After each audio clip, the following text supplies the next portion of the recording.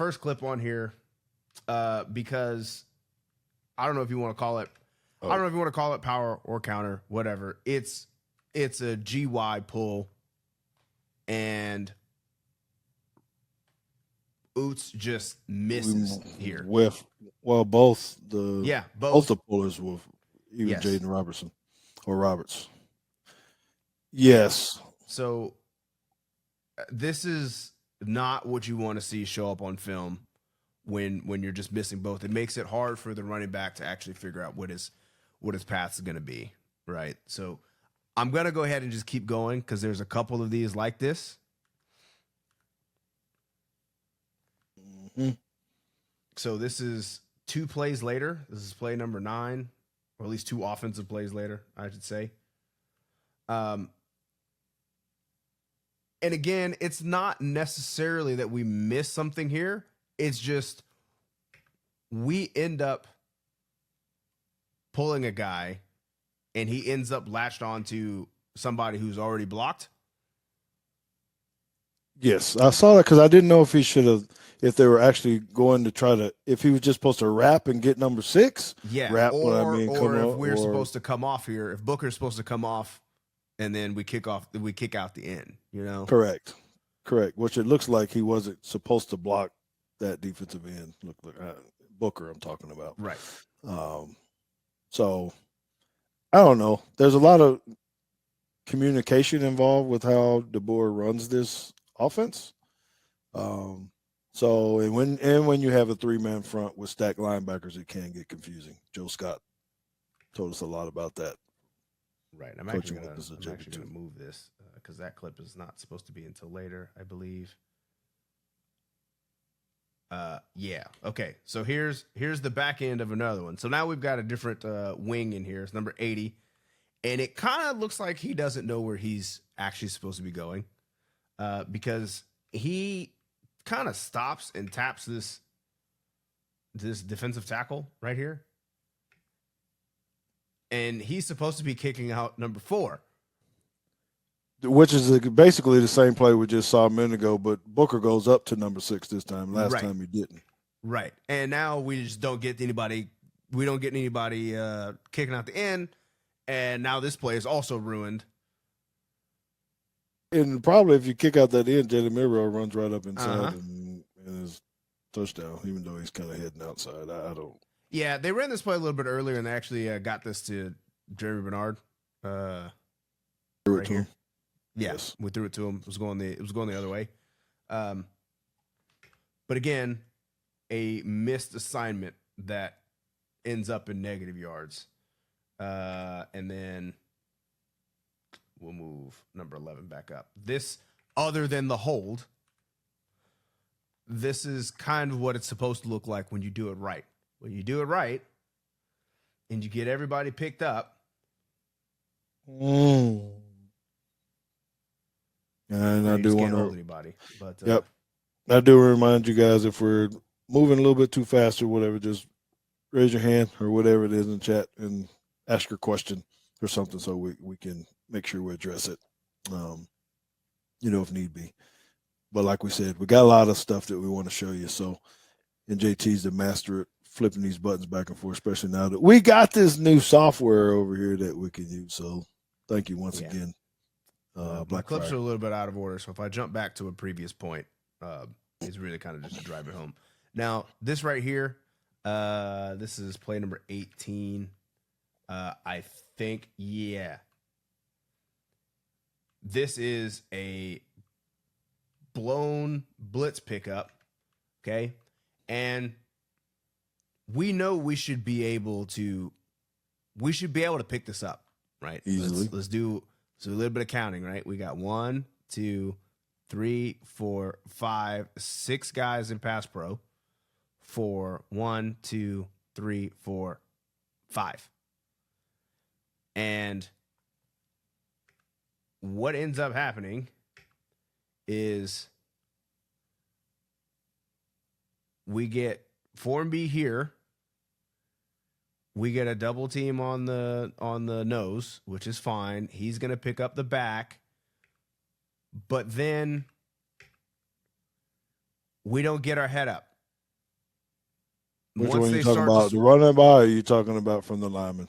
from the lineman, Yes. we are focused on this guy and we don't see the crosser. Yes. Right. So now there's a free. You can always tell who missed it because when you look back, it's like punt. When you're on the punt team, and you look back to see if you he the first blocked guy it. to turn around and you're like, oh, I don't know. What am I supposed to do now? Yeah. So he should have came off. I know JT hadn't really said it, but for me, they should have slid. Slid is not the right way. They should have passed. Yeah, I mean, because number Which 4 is do, like or is this 14? 14 has like truly left. Like he's crossed all the way over here. And they're waiting and for him. Formby doesn't even see he doesn't see 24 crossing back over here. Look at Booker though. Booker wanted a piece of that action too, boy. He almost fell over getting ready to ear hold him. Kind of funny. All right, that's a great clip. That's a great clip because I think I'd actually picked that one as well too. So JT and I don't really. We kind of go through the film separately and then see how things match up. If you're just kind of wondering how we got to this kind of stuff, which I think is kind of cool. I was actually telling Justin a little bit earlier today because he was asking for some clarification on what we were talking about, and I was like, honestly, I don't know because I don't know what your clips are until like 2 minutes before show, and I actually haven't even seen them. I just know what play numbers they are, and I tacked them on to the end, so I get to see them just like you guys get to see them when we get to them here. So I put this one on here again, not to pick on Formby. I mean, we all know how that went. We saw the PFF pass grade. It wasn't great. But when I was watching this clip, all I could think about was Jonathan Scott saying, "You block with your feet, not with your hands." Yes. And the footwork here is not great. And I'm not good enough to tell you exactly what his steps should be and how he needs to fix it. I can't sit up here and tell you that. But I do think he probably oversets here a little bit. He's going out. He's going more vertical. Wider. He needs to go vertical first, so he doesn't have that. Back. And then once you need to, the term that I've always been taught is the power down. So once a guy tries to go underneath, you need to stick that right foot in the ground and go straight sideways, which doesn't happen. He's going backwards right here. Go power down. He needs to go left quickly and very hard with it. But instead, there's one little piece, and that is probably be hard to stop, but he actually crosses over, which is the no-no. So he puts his right foot there. That it's over at that point. So his feet should always be apart. And that's why they call it a power down. So he should kick back. If I was standing up, I could show you, but his feet are like this, boom, boom, boom, going back. And then they should go this way, not that much way. More almost robotic. Yes. So that's kind of it on that. That's a technical deal. That's not necessarily an effort kind of deal, and that's why we want to make sure we know we're not pointing fingers at something. This is just, something that he's going to have to keep working on because he kind of did it almost again. So then, this one, the very next play. Again, we're looking at the box here. We got 6 guys in protection, and we've got 1, 2, 3, 4, 5, 6 potential rushers. Right. I don't know who they called the mic, but it's probably like they're probably going to treat that guy as an end. They're going to treat him as a nose, obviously. Probably treat this as an end. And then either these two or for the lineman. Yeah, or these two for the lineman. The back is going to end up picking up probably this guy or that guy. So if we kind of let this run a little bit, you can see they're starting to communicate. They're pointing at people. They're identifying the mic. Booker pointing at this guy. So they're probably saying, we're taking these 5. Those 5. Yep.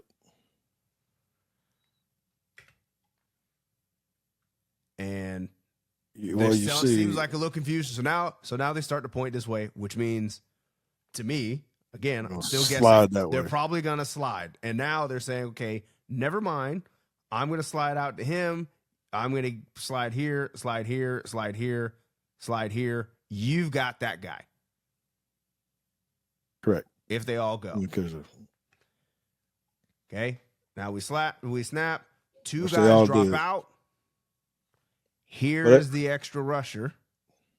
everybody turned left except for the guy on the right. Right.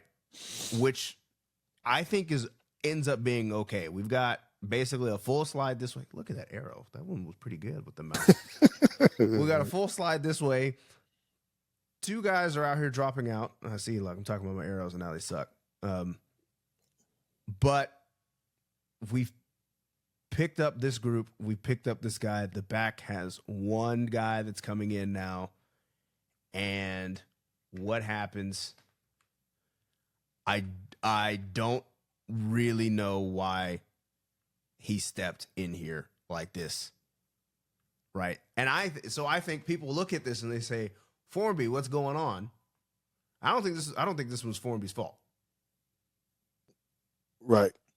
I think this Now, is it's going to be hard on him to the back with the kick set of because he's either got to go the running back I'm talking about either has to go outside of Formby, but you don't know that guy's going to make. Initially, you don't know that guy's coming unless his eyes are up. He should see it, and I think you would assume as a running back. I don't know. You play running back. Do you go outside knowing that the guy might take an inside charge if the defensive end stays up the field?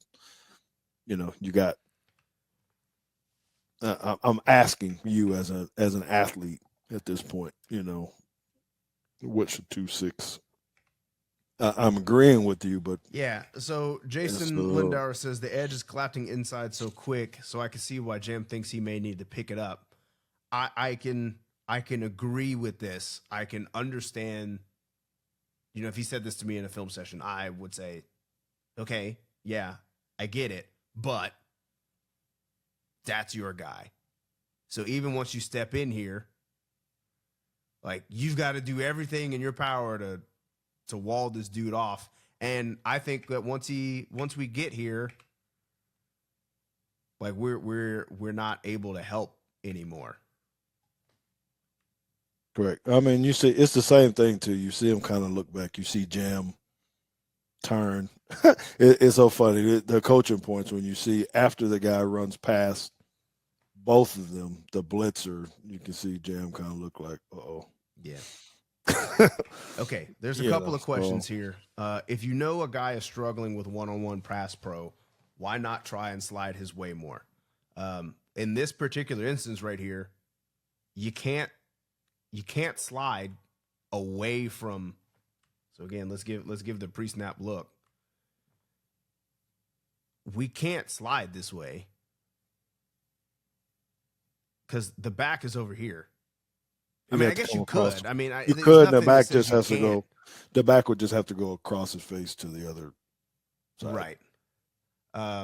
So I mean, there's nothing that says you can't, but I kind of feel like at this level, you're like, hey man, like we're gonna our rules of pass pro dictate that we're gonna slide to the strength and just.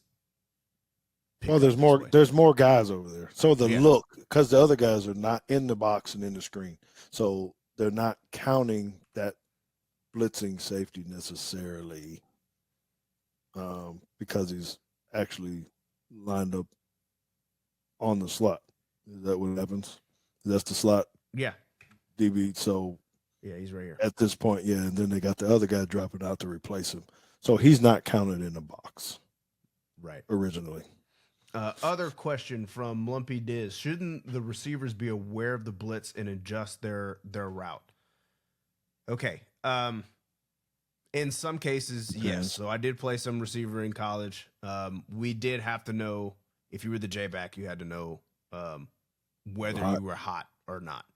But that usually meant that you were in the pass pro in some case, right? You're usually not one of these guys. However, I did not show you the scoreboard angle.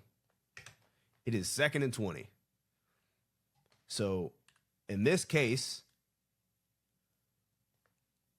deeper routes. Right. Deeper routes, and we're not hot. There's no you got enough blockers right. for all of them. You have 6 guys for 6 guys, and 2 of them drop out. There is no hot route here. There's no reason to actually audible or change your route to a hot route because we have enough in pass pro. You would usually hot if they're bringing 7 and you've got 1 extra because the quarterback is responsible for one of those blitzers, but that's not the case here. Keith Holcomb asks, does Milroe set the protection or the center? It looks like in this case, Milroe ended up, but if you go back to the other one, you can go. And the only reason I'm saying this only because at the end, first Milroe's going to the right, and then he starts, after they reset, you'll see him actually start pointing left. I don't know what he's saying. Yeah. But he's telling them, go left. Yeah, he's overriding his protection. Yeah. Yes. Yes. Yeah, that's fair. I think that's a fair question. It is. Now, that hurts too. I don't even know. I'm sitting here thinking about that, JT, and you have to give me the clarification, or someone needs to give me the clarification on the hits on the quarterbacks in the leg in college. I get so confused with the pros. And I was thinking about that too. And I actually, because of the Wisconsin film, like the guy got knocked on the ground and basically crawled and just grabbed South Dakota's quarterback's leg. And I was like, wait, I thought you couldn't do that, but maybe it's just in the pros. I don't know. I guess we'll have to check. Yeah, I got to study up on that because I heard him a little bit. Okay. On to the next, or whatever your next talking point anyway. Keith Holcomb says, shouldn't Jam have been on the other side there? I'm going to say no because they changed their protection to slide left. So I think we're fine there. All right, so this, again, the very next play, this is play 25. They're making their adjustments. Again. Right. No. And now we pick it up. Right? Okay. Now it's good, except for. Remind me. I'm going to let you say what you're going to say because I know I put this play in there too. Yeah, you did. Except for just getting absolutely slaughtered on the outside here. Right? That's a whiff. So technically, we're going to talk about that too again. If you went to the second play of the game, which I think I have on there. Yeah, I can jump down. Here we go. So if you watch Formby's technique, I kind of highlighted both of those guys so you can see the difference. Really just to see if you're keeping your head in or out and the differences between the two. So let's just look at the right tackle, Formby on this initial start. Yes, that he lunges, right? And he drops his head. JT was talking about that with us via text. He already dropped it. Now, this is a run, but he already started doing that, right? You can see from Booker the aggressiveness that he actually had on this play. He actually tried to hurt this dude, bro. I'm not literally like trying to break him, but you can see the physicality, right? So earlier you see where Formby loses his man because his head drops. It's subtle, but you see there at the end.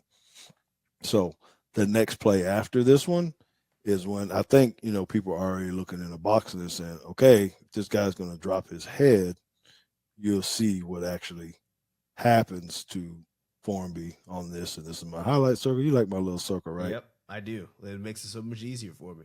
Yeah, so head down again, miss, right? And the play. Okay, so if you can go back to, I don't know where you were before it was in your play. When Jam stepped up. Was it Jam or Justice Haynes? Which one? You talking about play 6? I think we were showing where the no. It was one of your plays that I said I actually put in there too. Oh, where the running back stepped up.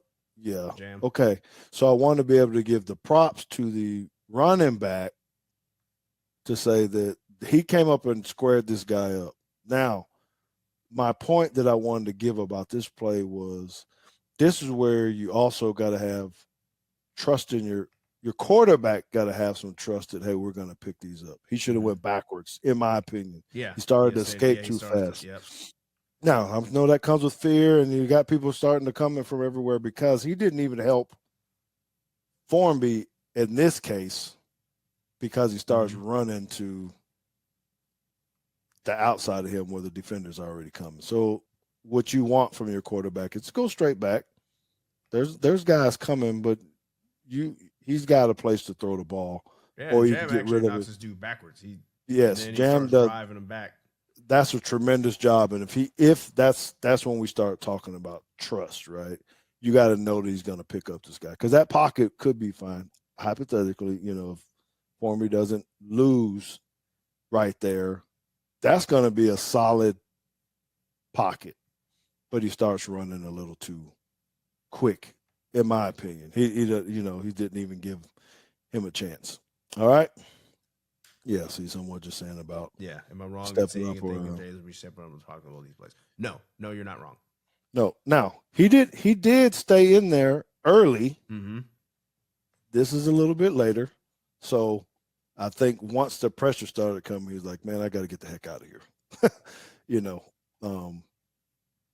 But anyway, okay. So I just want to make sure that we highlighted that the running back did do a tremendous job. Here. Oh yeah. I think you tossed this in here. I think I did. You put the two plays in here, and it just, I liked it just because you got. Yeah, it was just again just like more pulling and like good things happen when we can actually pull and run gap scheme and we get to the right people, right? When you whiff on those pulls, as we saw in the beginning, it's almost a disaster sometimes. But when you get guys out here and we get them picked up, right, and we're not missing people, I think I would have called this buck sweep. Since I coach in high school, I don't see too many centers pulling, which the Wisconsin center does a lot. We got to be very athletic and very good to be able to snap the ball and then go pull. He does. But I like this. I think this is designed to go outside. I think it's a sweep, really.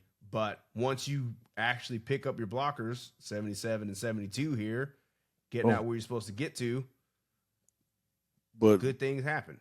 Yes. You know what else good happened, right? Is probably not being talked about enough is who's actually at right tackle on these touchdown plays. Yeah. There's a sub. Yes. So somebody had asked, I think I kind of skipped it because I thought the answer was obvious. Trying to scroll back. Oh, well. Somebody was asking if Pritchett gets the start. I think he was supposed to start from the beginning, but I think I heard somewhere he was hurt. Yeah. Well, obviously, I'm not there in watching practices, but from the little bit I've heard is that both Pritchett and Caden Proctor were practicing this week. So if you get both of them back full time, that's going to make a world of difference. I like what 77 is doing here. How dude's good. He's not just running out there and trying to hit somebody like we were kind of in the beginning of the game. He identifies where he's supposed to go. He sees who his target is, and then he starts to be an athlete. He starts to stalk block, like how we teach receivers. Like, okay, slow down, shuffle, figure it out, get locked on. And then now your running back is just making people miss. You did your job, and now we're going to go score because of it. That's right. So it was good. I think we hit all the points of what you had said, by the way, too, on who their guys were. Those two inside linemen were pretty doggone good. And when we kept them in check, it was pretty good. Okay. Let's see. Yeah, so I just put this on here because number 2 is pretty good. It's very good. I was looking at that, but I was also looking at the Oots being in indecisive. Yeah, indecisive Which again. which one to go get. Yeah, I'm not sure. Well, yeah. Well, here's the I guess my coaching point on this is if you're gonna be one, don't be indecisive. If you're gonna pick wrong, like pick wrong and block somebody, Pick one. don't be indecisive and then miss both. But I think Milroe kind of knew. Again, your hot routes here. It's like, look, everybody's on a deep ball here. You can't just decide you're not going to run a deep ball. But Milroe knows who is hot here and how he has to get the ball out. So I think this is just all right, I trust my guy. I'm throwing it out there. And Ryan Williams is pretty good. So I just kind of want to highlight what he's doing right now at this age. Right. It's amazing. Last one here. Again, more pulling, more doing it right. So I like to run the ball, brother. Boom. I'm more of this than the zone, but and I thought this was kind of textbook here. You're getting the kick out. There it is, right here. There we go, right here. And then Booker is getting up inside to lead. And when everybody gets who they're supposed to get, we take good angles. We make contact on people. There's a crease. That's all you need. Now he doesn't score here, but this is the picture that you're trying to get. When everybody gets their blocks, we down, kick and lead. Pretty good pickup. Yes. Okay. We have QB hit rule from John O. Thank you, sir. No defensive player rushing unabated can hit the quarterback forcibly at or below the knee, nor can they initiate a roll or lunge or forcibly hit the quarterback in the knee area or below. So if you're getting blocked, it's fine. If you're not getting blocked, stay up high. Basically what that is. Well, I feel like there should have been some flags because I don't know they were getting blocked. But maybe they were. Okay. Well, these are your clips here. We're going to defense. We got to keep rolling. We are way over. And these don't have to be much. I think I could talk through a few of these because we're really looking at, after they all get set, the number 2 wide receiver, Red Morgan. And Kane Womack actually answered some questions in his press conference, or not a press conference, in an interview about these two plays. Now, I thought this was interesting. First of all, if you just go back just about a second, the wide receivers switched. Mm-hmm. Seemed like they're like, oh, hold on, let me get this dude. Yeah, well, who is this? That guy's number is 47. I think 47 realized, oh, I'm on the slot fade. No, not me. No. I'm not on the slot fade. Yes, slot fade. Okay, so I want to talk about the technique on this, JT. Mm-hmm. Right? Is that when you're playing in the slot, and we can look at two positions: the corner, both the corners, who actually have their feet moving on the snap, right? Which I like to call the motor technique. So they're actually giving a little bit of ground, where Morgan is flat-footed, planted in the dirt from the beginning. Then he has to lunge with one hand, right?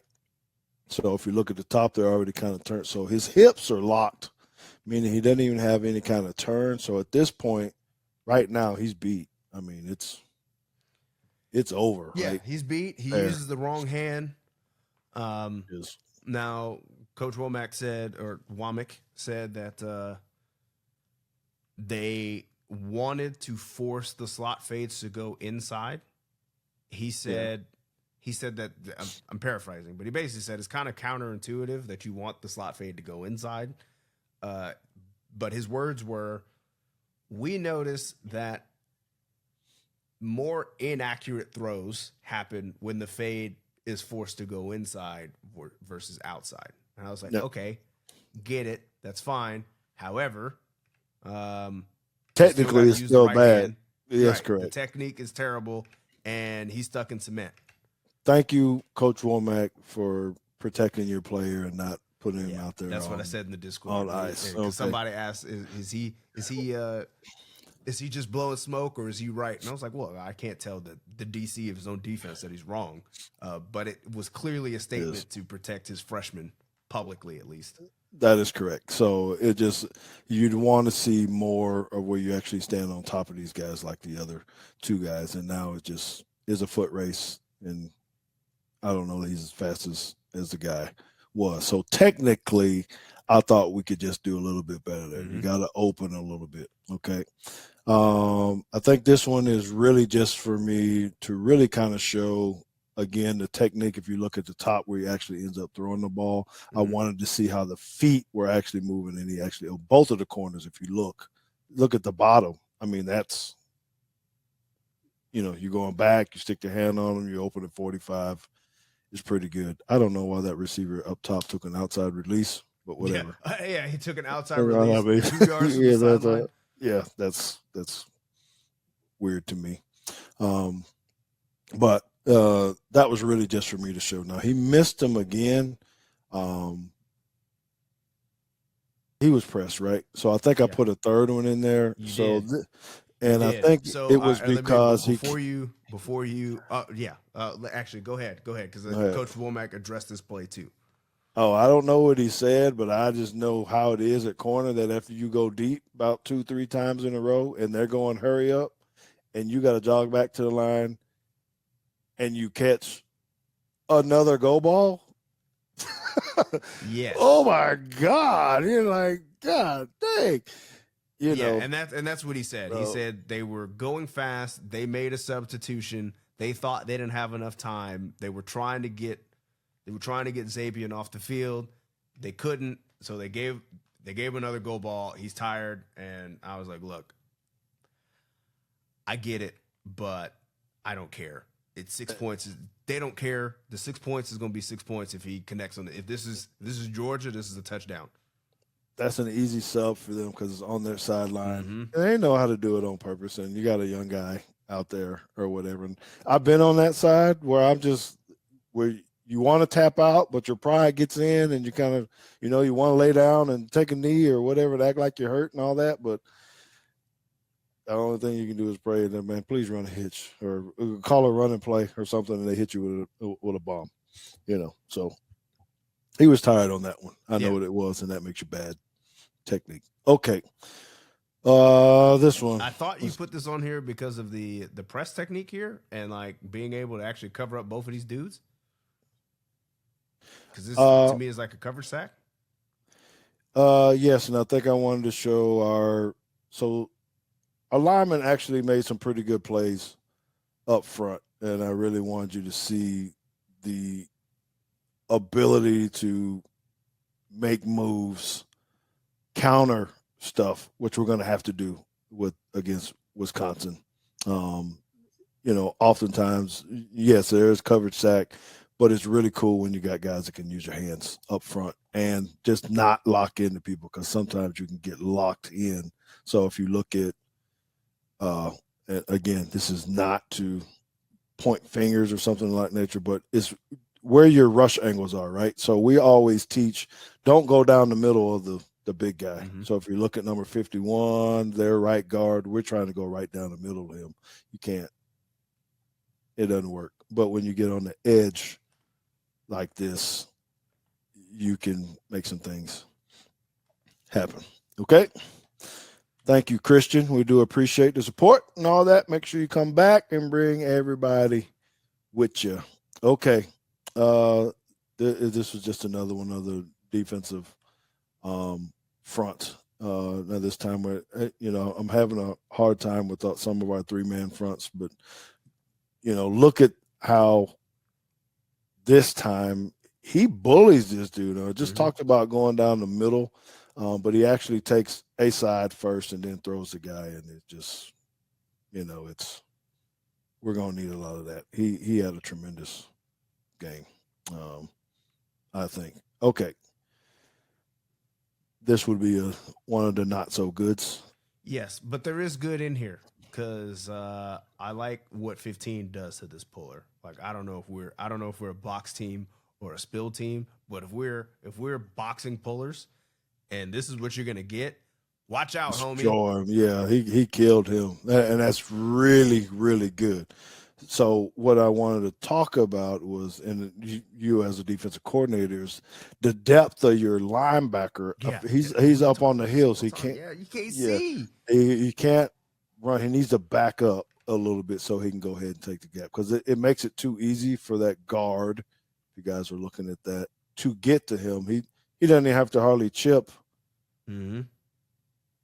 Tim Keenan, wait, is it Tim Keenan, to get up on the linebacker. So I just like to see the linebacker back a little bit more so he doesn't get caught up in the trash, because he's really got to try to make this play.